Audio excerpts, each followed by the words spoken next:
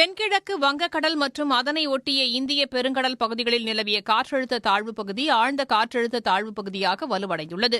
இது அடுத்த 24 மணி நேரத்தில் மேற்கு வடமேற்கு திசையில் தமிழ்நாடு இலங்கை கடற்பகுதிகளை நோக்கி நகரக்கூடும் என்றும் இதன் காரணமாக இன்று நாளை மறுநாள் கனமழை முதல் மிக கனமழை பெய்யக்கூடும் என்றும் வானிலை ஆய்வு மையம் தெரிவித்துள்ளது. குறிப்பாக கடலூர், மயிலாடுதுறை, நாகை, தஞ்சை, திருவாரூர், புதுக்கோட்டை ஆகிய மாவட்டங்களில் இன்று மிக கனமழை பெய்ய வாய்ப்புள்ளதாக தெரிவிக்கப்பட்டுள்ளது. மேலும் சிவகங்கை, ராமநாதபுரம், திருச்சி, பெரம்பலூர், அரியலூர், கள்ளக்குறிச்சி, விழுப்புரம், செங்கல்பட்டு, காஞ்சிபுரம், சென்னை, திருவள்ளூர் மாவட்டங்களின் ஓரிரு இடங்களில் இன்று கனமழை பெய்ய வாய்ப்புள்ளதாகவும் கணிக்கப்பட்டுள்ளது. சென்னை மற்றும் புறநகர் பகுதிகளின் ஓரிரு இடங்களில் இடி மின்னலுடன் மிதமான மழை பெய்யக்கூடும் என்றும் வானிலை ஆய்வு